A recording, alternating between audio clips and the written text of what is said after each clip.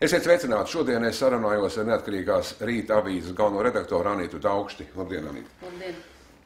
SKDS dati beidzamie liecina, ka beidzamo 2 gadu laikā ir palielinājies to cilvēku skaits, kas uzskata, ka lietas Latvijā neiet pareizajā virzienā.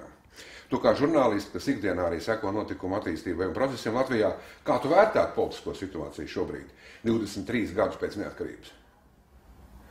Tas ir ļoti plašs jautājums, bet ir skaidrs, ka sabiedrībā, kur ir tik liels nabadzīgo slānis un tur ir tik liela noslāņošanās starp ļoti bagātajiem un nabadzīgajiem, protams, ka cilvēki būs neapmierināti ar to, vai lietas iet pareizajā vai nepareizajā virzienā, jo vairāk neapmierināto būs tāpēc, ka krīzes sekas Latvijā ir vēl joprojām ļoti būtiski jūtamas. Otrkārt, un arī treškārt, cilvēki nejūt valdības patiesu ieinteresētību un stāju un vēlmi parūpēties par pietiekoši plašām tautas masām. Šobrīd tā recepte, kas ir valdībai vienmēr priekšā jau kopš 2004. Un vēl pat ātrāka gada, ir saistīta ar to, ka mums ir pilnībā jāpārņem visi Eiropas likumi. Vienīgais to, ko mēs neredzam to, ka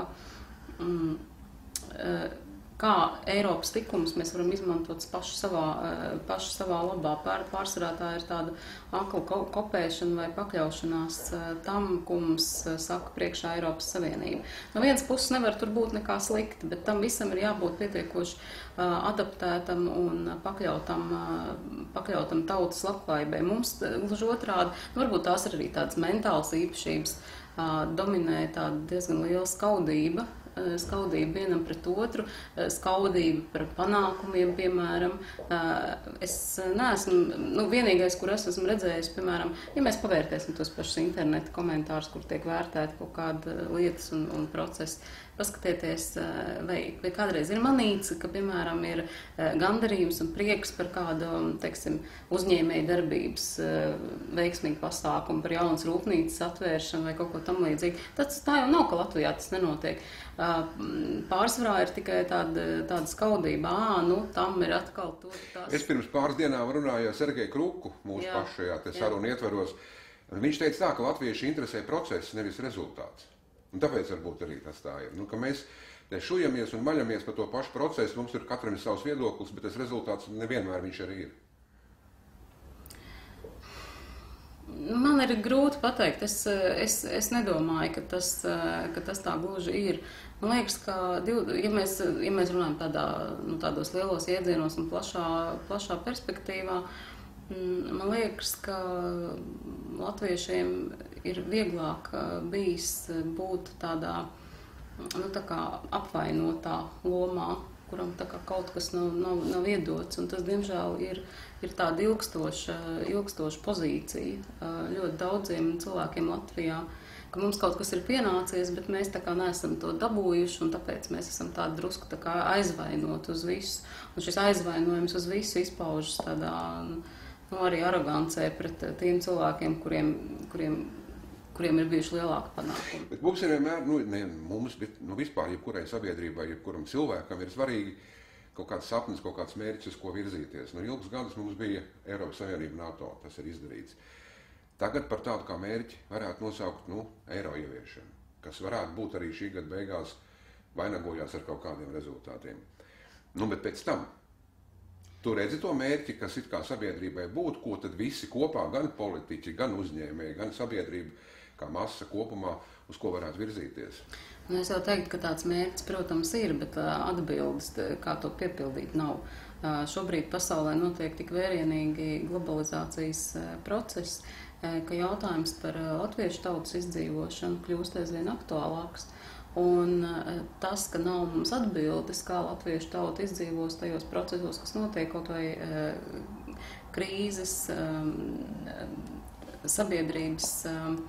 sabiedrības noslāņošanās Eiropā, dažādi tikumi, viss pārējās lietas, mums nav atbildes uz to, kā latviešu tauta spēs tam pielāgoties, vai viņi netiks vienkārši asimilēta visā šajā milzīgajā masā. Bet atbilžu nav tāpēc, ka viņas vienkārši nav, vai viņas netiek meklētas šobrīd ikdienas Es teiktu drīzāk, ka viņas netiek meklētas. No tā vienkāršā iemesla dēļ, ka savstarpējās, bet tad mums ir tāda valsts vara, kur spēj par kaut ko vienoties, kaut vai īstermiņā, kaut vai savā starpā. Mums taču tādas nav. Tur ir jābūt, un šī ilgstošā, es teiktu, hroniskā nācijas līdera problēma, kas Latvijai ir ļoti aktuāla. Viņa ir hroniska jau, es pat nevaru atcerēties, cik gadus. Nu, tad es atkal pieminēšu to pašu SKDS datus, kas mēra to sabiedrības viedokli. Viņam bija vieniem no beidzamajiem datiem rādīja, ka apmēram 58% Latvijas iedzīvotāji gribētu to stipro roku, to saimnieku, kas it kā varētu tās lietas sakārtot pareizajā virzienā. Kā tev šķiet, vai tas ir tas, uz ko mums būtu? Un pa brīdim jau runā par tautas vēlētu prezidentu, kuram tad varētu deliģēt šīs te pilnvaras un tā tālāk. Es drīzāk es nezinu, vai šeit to jautājumu vispār varētu institucionalizēt kā tādu, teiksim, izdomājot tautas vēlēt prezidenta institūciju. Nācijas līderis tas ir daudz plašāks iedziens. Bet tai pašā laikā šai nācijai ir jābūt pilnīgi skaidriem vienotai, ka šis ir tas cilvēks, uz kuru tā var paļauties un kurš kaut kādā mirklī spēja prezentēt tautas vairākumu viedokli. Diemžēl Latvijā ik pa brīdim dažādu apsvērumu, ne tikai apsvērumu, dažādu apstākļu dēļ, ik pa brīdim tiek kultivēta šī te nācijas, es domāju plašāk, ne tikai pat latviešu tādu nācijas kopumā, tāda sadalīšanas politika. Viņi, protams, tiek arī savā ziņā veicināta ne tikai šeit Latvijas ietvaros, bet arī ārpus Latvijas, un te var minēt arī dažādas virzienus. Nevajag skatīties tikai visu laiku uz austrumiem, kur arī pieliek, protams, savu roku, bet pieliek roku savu arī rietumu. Un šis te sadalītības situācija, protams, neveicina to, ka mums ir cilvēks, kas spēj paust šādu viedokli, un vismaz mēs zinām, uz ko tad kas būtu tā kā piemērs. Ir spilgts personību deficīts. Jā, neapšaubām. Protams, ka ir, jo ilgstoši tā saucamā, kā pasaka, nevis to var nosaukt noriešanas politiku, un, teiksim, tā svarīgākais, lai tu neizbāzi savu galvu virs pelēkās masas. Šāda politika taču ir Latvijā piekopta entos gadus.